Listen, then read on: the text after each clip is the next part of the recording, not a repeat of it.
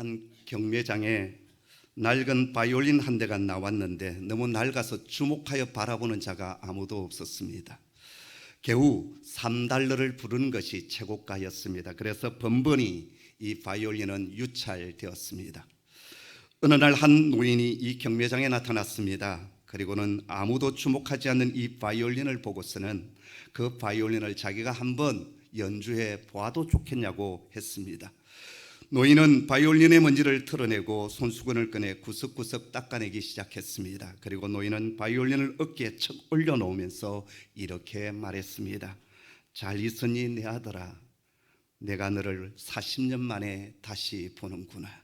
알고 보았더니 그 노인은 그 바이올린을 만든 사람이었습니다. 노인은 현을 조율하고 연주를 시작했습니다. 그때 놀라운 일이 일어났습니다. 낡고 오래된, 그래서 아무도 주목하지 않았던 이 바이올린에서 너무나도 기가 막힌 선율이 흘러나왔습니다. 그 소리는 참으로 환상적이었습니다. 연주가 끝났을 때 사람들은 모두 박수를 보내었습니다. 그리고 너도 나도 그 바이올린을 사겠다고 아우성이었습니다. 그날 그 바이올린은 어마어마한 금액에 낙찰이 되었습니다. 무엇이 바이올린의 값을 올려놓았을까요? 바로 그 장의 손이 낡은 바이올린을 만졌기 때문입니다. 우리 인생도 마찬가지입니다. 보잘것없고 죄로 얼룩져 있다 할지라도 우리를 창조하신 하나님의 손에 붙들리게 된다면 우리 인생은 노래하게 될 것이고 춤추게 될 것입니다. 그럼 우리가 어떻게 전능하신 하나님 손에 붙들림 받을 수 있을까요? 하나님은 우리에게 하나님의 손에 들려지는 통로 하나를 열어 놓았습니다. 바로 기도의 통로입니다. 하나님은 기도를 통하여 우리를 만나주시고 하늘의 지혜를 입혀주시고 능력을 허락하여 주십니다. 기도할 때 하나님의 임재가 우리 속에 임하게 되고 그 임재 안에서 우리는 춤추고 노래하며 그리고 기뻐할 수 있습니다. 자, 그렇다면 우리가 어떻게 기도해야 할까요? 주님이 원하시는 기도는 과연 어떤 기도일까요? 누가복음 11장에 보면 예수님께서 기도하시는 모습을 보았던 제자들이 예수님, 세례 요한도 자기 제자들에게 기도를 가르쳐 주셨는데 우리에게도 기도를 좀 가르쳐 주십시오. 그때 주님께서 너희는 이렇게 기도하라고 말씀하시면서 가르쳐 주셨던 기도가 바로 오늘 본문에 등장하고 있는 주님께서 가르쳐 주신 기도, 주기도문입니다. 주님께서 가르쳐 주신 이 기도는 기도의 교과서요, 기도의 모범입니다. 이 기도에서 제일 중요한 것이 무엇인지 아십니까? 바로 기도의 대상입니다. 우리가 지난 시간에 살펴보았듯이 우리의 기도를 받으시는 분이 계십니다. 누굽니까? 하나님 아버지이십니다. 기도는 독백이나 푸념이나 하소연이 아닙니다. 기도는 자기 신념도 아니고 명상도 아니고 자기 암시도 아닙니다. 기도는 살아계셔서 역사하고 계시는 인격적인 하나님을 만나는 자리이고 그분께 우리 사정을 아뢰고 그분의 음성을 듣는 것입니다. 자, 그런데 오늘 본문의 말씀에 보면 하늘에 계신 우리 하나님이라고 그렇게 하지 아니하고 하늘에 계신 우리 아버지라고 주님은 가르쳐 주십니다. 예수님의 기도에서 가장 두드러진 특징 하나를 찾는다면 그것을 하나님을 아버지로 불렀다라는 데 있습니다. 성경에 나오는 예수님의 기도를 전부 살펴보면 십자가 위에서 드렸던 그 마지막 기도 외에는 늘 하나님을 향하여 아바, 아버지, 아버지라고 불렀습니다. 물론 구약에서도 하나님을 아버지라고 부르는 표현이 나옵니다. 그러나 구약에서는 아버지라는 표현보다는 여호와, 전능하신 하나님, 엘로힘이라는 표현이 훨씬 더 많이 등장합니다. 아니면 주, 아돈나이라는 표현을 씁니다. 그러나 예수님은 항상 기도하실 때마다 하나님을 아버지라고 불렀습니다. 요한복음 11장 41절에 친구 나사로가 죽었을 때 그 나사로의 무덤 앞에서 주님은 눈을 들어 우러러 보시고 이러시되 아버지여 내 말을 들으신 것을 감사하나이다라고 했습니다. 또 요한복음 17장 1절에 보면 예수님께서 제자들과 함께 유월절 식사를 다 마치신 뒤에 십자가를 바로 지시기 직전 눈을 들어 하늘을 우러러 이르시되 아버지여 때가 이르렀사오니 아들을 영화롭게 하사 아들로 아버지를 영화롭게 하게 하옵소서라고 기도했습니다. 이렇게 예수님은 언제나 기도 시간에 하나님을 아버지라고 불렀습니다. 그리고 오늘 우리에게도 너희는 이렇게 기도하라고 말씀하시면서 하늘에 계신 우리 아버지요, 하나님을 아버지로 부르게 하십니다. 여러분, 이 땅의 통치자들은 신하들이나 백성들이 자신을 부를 때 자신을 극존칭으로 높여주기를 원합니다. 폐하, 황제시여, 각하, 그렇게 부르게 합니다. 그러나 하나님은 우리가 하나님 앞에 나올 때 그의 자녀로 나오기를 원하십니다. 그래서 입을 열어 하나님을 향하여 부를 수 있는 가장 아름다운 호칭, 아버지의 이름을 우리가 부르게 하시고, 그 이름을 부를 때 하나님께서 기뻐하십니다. 여기 이 아버지라는 말은 우리말 아버님이라는 말과 전혀 어감이 다릅니다. 예수님 당시에 아람어를 사용했는데요, 주님께서 아람어로 아빠, 아버지, 오늘 우리 어린아이가 아빠를 부를 때 아빠가 동일한 어감입니다. 자, 왜 주님은 그렇다면 우리에게 하나님을 아버지라고 부르게 하실까요? 첫째, 아버지라는 개념은 당신이 나의 생명의 근원이 되신다라는 뜻입니다. 하나님께서 나를 창조하시고 나에게 생명을 주셨습니다. 아버지로 하여금 지금 내가 이 자리에 있습니다. 내가 지금 이 자리에 있는 것은 아버지로 인하여 있는 것입니다는 고백이 이 아버지라고 하는 호칭 속에 담겨져 있습니다. 둘째로, 우리의 기도를 받으시는 하나님께서 아버지가 되신다고 하는 것은 우리를 당신의 자녀로 보호하시고 책임져 주시고 우리의 필요를 공급하여 주시겠다는 뜻입니다. 여러분, 아버지 하나님은 우리를 창조하신 뒤에 유기하거나 결코 버리시지를 않습니다. 세상 끝날까지 우리와 함께 하시겠다 약속하십니다.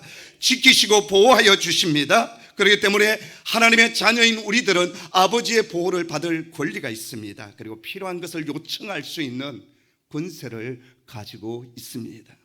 세 번째로, 이 아버지라고 하는 호칭은 친밀감입니다. 아빠와 아들 사이에는 거리낌이 없습니다. 장벽이 없습니다. 이 관계는 가장 친밀한 관계입니다. 언제든지 부를 수 있는 호칭입니다. 언제든지 그 앞으로 나아갈 수 있는 관계입니다. 그리고 격식이 따로 필요하지 않습니다. 어떠한 순간에도 부를 수 있는 이름이 아바, 아버지입니다. 밀러라고 하는 신학자는 여기 나오는 하늘에 계신 우리 아버지라는 이 말을 기도의 황금문이다, 그렇게 표현을 했습니다. 누구나 하나님 앞에 나아가기를 원하는 사람은 이 황금문을 통과해야 합니다. 하나님 앞에 가서 자신의 마음을 털어놓고 하나님과 깊은 영적 교제를 이루기를 원하는 사람은 예수님처럼 이 황금문을 활짝 열고 하나님 앞에 서야 합니다. 이렇게 하나님을 아버지로 부를 때 하나님은 그 자녀를 끌어안으십니다. 그리고 부르짖는 모든 말에 귀를 기울여 주십니다. 그리고 응답하시기를 기뻐하십니다. 그렇기 때문에 우리는 이 황금문을 닫아두어서는 아니 되겠습니다. 언제나 아버지하며 어디서나 이 황금문을 열고 아버지의 보좌 앞으로 나아가야 하겠습니다. 자, 그럼 어떻게 해서 우리가 하나님을 아버지라, 아빠, 아버지라 부를 수 있게 되었을까요? 여러분, 아무나 하나님을 아버지라 부를 수가 없습니다. 로마서 8장 14절에 보면 무릇 하나님의 영으로 인도함을 받은 사람은 곧 하나님의 아들이라. 너희는 다시 무수와는 종의 영을 받지 아니하고 양자의 영을 받았으므로 우리가 아빠, 아버지라고 부르짖느니라 라고 했습니다. 갈라디아 4장 6절에 보면 너희가 아들이므로 하나님이 그 아들의 영을 우리 마음 가운데 보내사 아빠, 아버지라 부르게 하셨느니라. 할렐루야. 하나님의 영으로 인도함을 받는 자만이 하나님을 아버지라 부를 수 있습니다. 예수의 영이 우리 속에 거한 자들만이 하나님을 향하여 아바, 아버지, 아빠 하나님 그렇게 부를 수가 있습니다. 사랑하는 성도 여러분, 여러분 속에 예수를 구주로 믿어 하나님의 아들의 영을 가지고 있습니까? 아멘. 그렇다면 여러분은 하나님을 향하여 아빠, 아버지라고 부를 수 있는 권세를 가지고 있습니다. 그리고 그 권세를 사용하는 하나님의 사람 되기를 간절히 소원합니다. 자, 그런데 여러분, 우리의 기도를 받으시는 아버지 하나님은 지금 어디에 계십니까? 오늘 여기 보면 하늘에 계신 아버지라고 했습니다.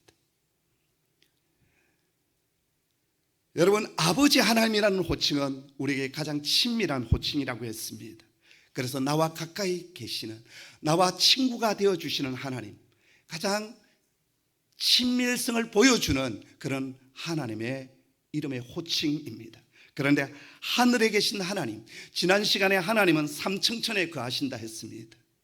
그리고 우리는 1층천에 거하고 그 2층천에 어둠의 권세들이 거한다라고 했습니다. 1층천에 거하고 있는 우리가 저 3층천, 이 영적 세계에 올라가기는 힘듭니다. 그렇기 때문에 이 3층천에 거한다고 하는 것은 초월적인 하나님, 우리의 모든 것을 뛰어나신 하나님, 전능하신 하나님이라는 표현이, 뜻이 이 속에 담겨져 있습니다. 그래서 하늘에 계신 하나님이라고 하는 그 뜻은 첫 번째, 어디서나 계시는 무소부재하신 하나님이라는 뜻을 가지고 있습니다. 시편 139편 7절에서 10절 말씀에 보면 내가 주의 영을 떠나 어디로 가며 주의 앞에서 어디로 피하리이까? 내가 하늘에 올라갈지라도 거기 계시며 서울에 내 자리를 펼지라도 거기 계시나이다. 내가 새벽 날개를 치며 바다 끝에 가서 거주할지라도 거기서도 주의 손이 나를 인도하시며 주의 오른손이 나를 붙드시리이다. 아멘. 이 세상 어디에도 하나님이 거하시지 않는 곳은 없습니다. 그렇기 때문에 우리는 언제 어디서나 우리는 그분을 만나 뵐 수가 있습니다. 그리고 언제든지 아빠 하나님을 부를 수가 있습니다. 두 번째, 하늘에 계신 아버지라는 이 말씀에는 창조자로서의 전능하신 하나님이라는 의미가 담겨져 있습니다. 모든 것을 만드시고 모든 것을 다 가지고 계시는 분이 우리 아버지 하나님이십니다. 그분에게는 불가능이 없습니다. 그분은 완전하십니다. 그분이 말씀하시면 말씀대로 이루어집니다. 아멘. 세 번째, 이 말은 땅에 계신 아버지시여라는 말과 구분되는 뜻을 가지고 있습니다.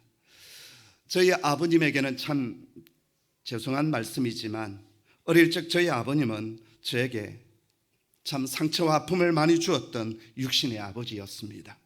그것 때문에 저는 제 인생에 소망 없는 청소년 시절을 보내었습니다. 인생을 저주하기도 했고 세상을 저주했던 사람이었습니다. 그러나 제 인생 속에 또 한 분의 아버지께서 찾아와 주셨습니다. 바로 하늘에 계신 아버지 하나님이셨습니다. 그분께서 제 삶을 만지기 시작하셨습니다. 제 삶을 이끌어 주셨고 소망을 주셨고 꿈과 비전을 주셨고 여기까지 오게 하셨습니다. 우리 가운데 땅의 아버지가 계시지 않아서 허전하시다 하시는 분이 계십니까? 하늘에 계신 아버지가 나의 아버지 되심을 기뻐하십시오. 땅의 아버지가 변변치 못해서 불평하시는 분들이 계십니까? 전능하신 하늘의 아버지께서 여러분 곁에 계시다는 사실을 알고 감사하십시오. 땅에 계신 아버지가 아무리 존경스럽고 훌륭하다 해도 나와 더불어 영원히 계시지를 못합니다. 그러나 하늘에 계신 우리 아버지는 나와 더불어 영원히 거하십니다. 땅에 있는 아버지는 여러 면에서 불완전하나 하늘에 계신 우리 아버지는 완전하신 아버지십니다. 그 하늘 아버지께서 우리에게 너희는 내게 나와 찾고 구하라. 내가 너에게 응답하리라. 너가 알지 못하는 크고 비밀한 일을 너에게 보이리라 말씀하여 주십니다. 자, 그런데요, 오늘 주님께서 가르쳐 주신 이 기도를 자세히 보면 기도의 우선순위가 우리의 기도의 우선순위와 많이 다르다는 것을 알게 됩니다. 늘 우리의 기도의 우선순위는 어디에 있습니까? 우리 중심이에요. 아버지 하나님, 저에게 이런 응답을 주세요. 건강 주세요. 사업 잘 되게 해주세요. 내 자식들 공부 잘하게 해주시고 좋은 직장에 취직하게 해주세요. 늘 내 중심의 기도를 드립니다. 그런데 오늘 우리 주님께서 가르쳐 주신 기도를 가만히 살펴보았더니 우리의 기도와 다른 점이 하나 있습니다. 가장 먼저 드리는 기도가 무엇이었습니까? 아버지의 이름이 거룩히 여김을 받게 하옵소서.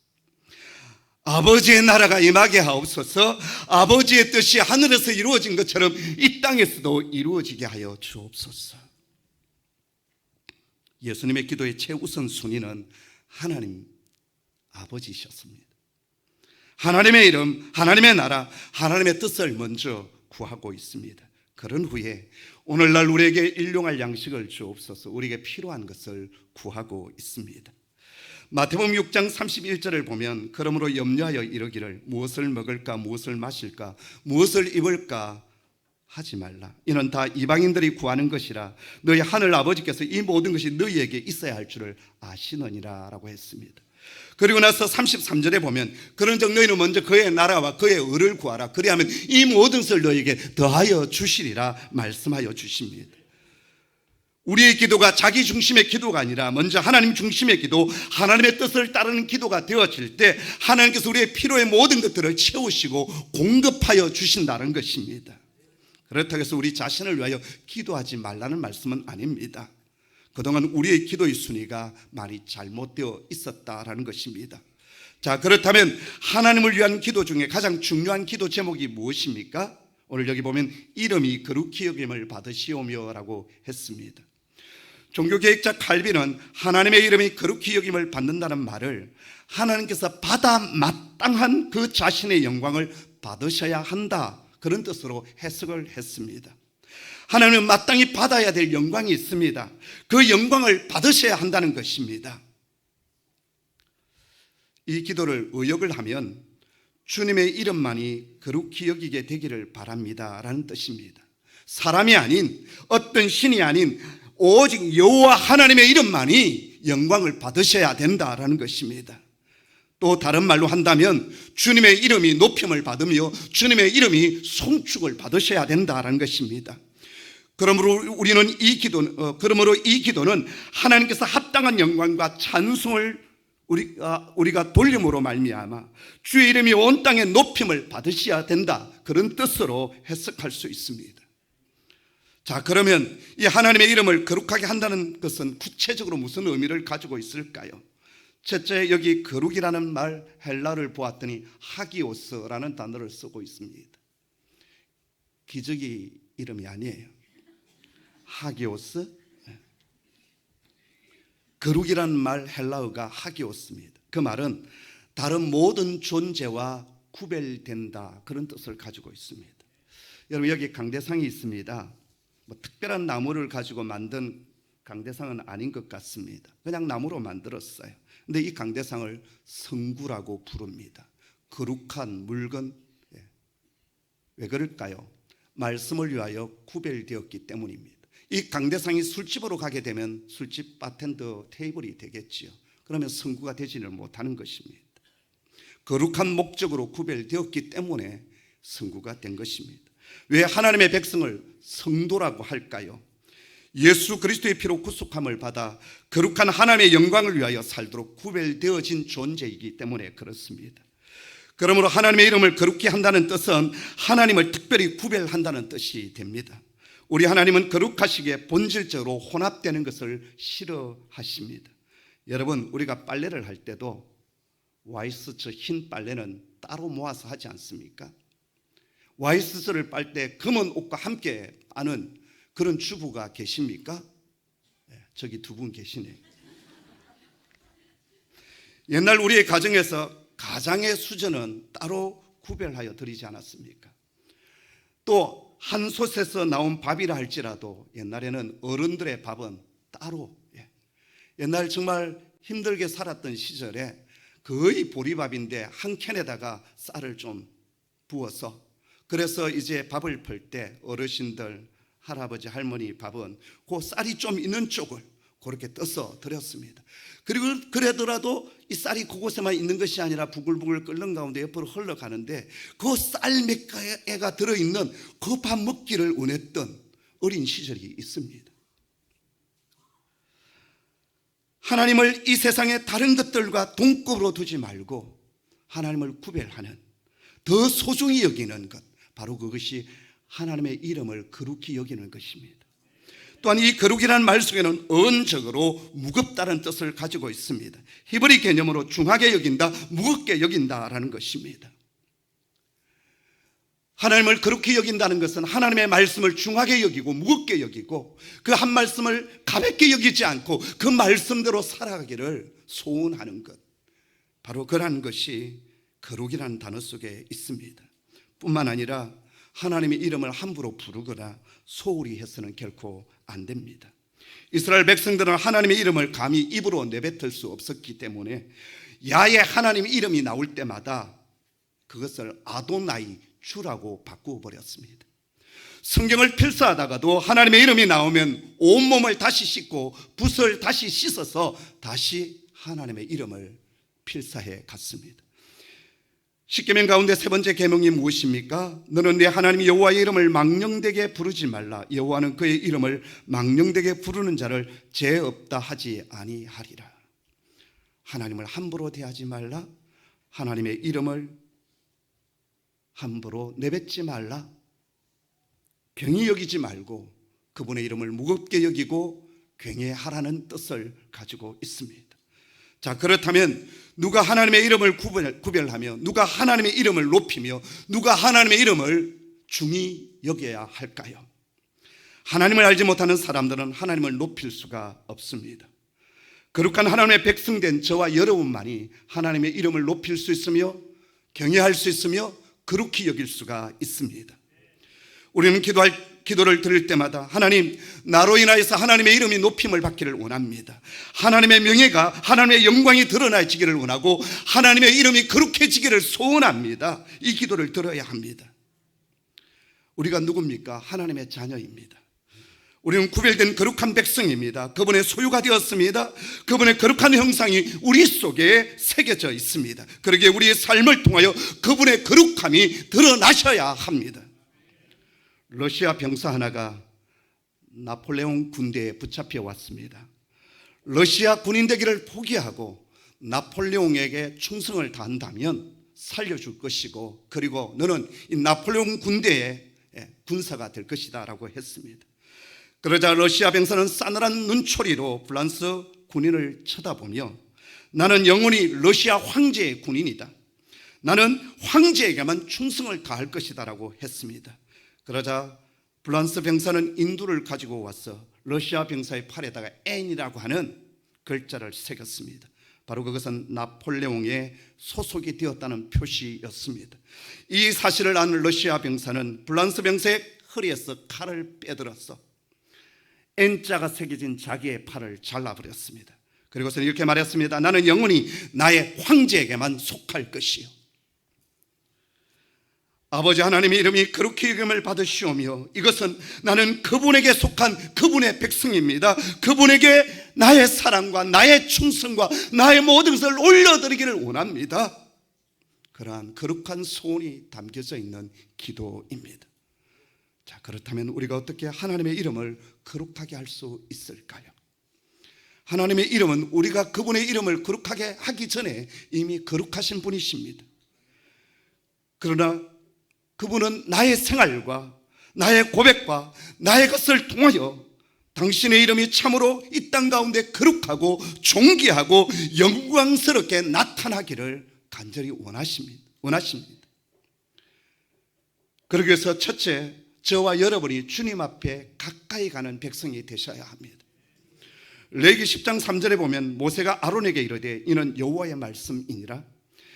나는 나를 가까이 하는 자 중에서 내 거룩함을 나타내겠고라고 했습니다. 나는 나를 가까이 하는 자 중에서 당신의 거룩함을 나타내시겠다 말씀하십니다. 그리고 온 백성 앞에 내 영광을 나타내리라 라고 말씀하셨어요. 우리가 주님 앞에 가까이 나와 주님과 교제하며 또 주님을 소중히 여기는 그 흔적이 내 생활 속에서 나타나게 될 때 하나님의 이름이 영광을 받으시기 시작합니다. 저와 여러분의 생활 가운데 하나님은 얼마나 중요한 존재입니까? 참으로 하나님이 나의 생명이시며 내 삶의 전부이며 내 삶의 처음이요 나중이 되시는지요? 하나님과 이 교제의 시간이 많으면 많을수록 내 삶 속에 주님의 이름이 드러나게 될 것이고 거룩히 여기게 될 것이고 하나님의 임재가 내 속에 충만히 넘쳐나게 될 것입니다. 두 번째는 나의 최선의 것을 하나님을 위하여 올려드리는 것입니다. 사실 우리가 누군가를 사랑하게 되면 내게 있는 가장 좋은 것을 그 사랑하는 사람에게 주게 됩니다. 우리가 진정 하나님을 사랑한다면 가장 값지고 좋은 것을 드리게 될 것입니다. 하나님께 무엇을 드리느냐에 따라서 우리의 신앙의 가치가 결정된다고 저는 생각합니다. 그래서 지갑에 회개가 있는 사람만이 진짜 신앙인이다, 저는 그렇게 생각합니다. 세 번째, 여러분 하나님을 찬양하고 간증하십시오. 느헤미야 9장 5절에 보면 레위지파 사람들과 지도자들에게 느헤미야가 이렇게 말합니다. 너희 무리는 마땅히 일어나 영원부터 영원까지 계신 너희 하나님 여호와를 송축할지어다. 이에 온 회중들이 응답하여 이렇게 고백을 합니다. 주여, 주의 영화로운 이름을 송축할 것은 주의 이름이 존귀하여 모든 송축이나 찬양에서 뛰어남이니이다. 온 백성들이 입술을 열어서 주의 영화로운 이름을 찬양합니다. 송축합니다. 간증합니다. 그럴 때 주님의 이름이 영광을 받으시는 겁니다. 여러분 찬양할 때 온 마음으로 온 입술로 찬양하시기를 바랍니다. 예. 우리 성가대원들 찬양할 때 그 가사를 음미하면서 찬양하십시오. 썩은 얼굴, 죽은 얼굴로 찬양하지 마십시오. 그렇다면 그 자리에서 내려오십시오. 여러분 속에 기쁨이 없이 찬양하게 되면 회중들이 그 얼굴을 다 보고 있습니다. 절대 은혜가 되지 않습니다. 그건 주님의 이름을 영광스럽게 하는 것이 아닙니다. 그분의 이름을 영광스럽게 하는 찬양팀들, 모든 예배자가 되기를 주의 이름으로 축복합니다. 네 번째, 무엇보다 중요한 것은 우리의 삶을 통하여, 우리의 생활을 통하여 주님의 이름을 존귀케 하는 일입니다. 이미 우리가 마태복음 5장 16절을 통해서 배웠습니다. 이같이 너희 빛이 사람 앞에 비치게 하여 그들로 너희 착한 행실을 보고 하늘에 계신 너희 아버지께 영광을 돌리게 하라라고 했습니다. 우리의 삶을 통해서 하나님께 영광을 올려드려야 합니다. 어떤 유대인 부인이 백화점에서 코트를 하나 샀는데요, 집에 돌아와 코트를 살펴보다 보니까 주머니 안에 다이아 반지 하나가 있었습니다. 그 반지는 코트 가게 주인이 코트를 정리하다가 실수하여서 그 코트 주머니에 빠져 들어간 것이었습니다. 코트를 산 유대인 부인은 다이아 반지를 주인에게 돌려주기 위하여 백화점으로 갑니다. 그런데 그는 그때 혼자 가지 않고 자기 아들을 데리고 갔습니다. 그리고 자기 아이가 보는 앞에서 주인에게 그 반지를 돌려주었습니다. 주인이 고마워하고 감사해하면서 부인에게 물었습니다. 세상에 당신은 어떤 분이시기에 이토록 정직하십니까? 그러자 부인은 이렇게 대답했습니다. 나는 유대인입니다. 나는 하나님을 믿습니다. 그 말을 하고 이 부인은 아이를 데리고 집으로 돌아옵니다. 이 짧은 행동 속에서 부인은 다이아몬드 반지와는 비교할 수 없는 놀라운 일들을 몇 가지 하였습니다. 첫째, 자기 아이에게 정직을 가르쳤습니다. 그러나 더 중요한 것이 있습니다.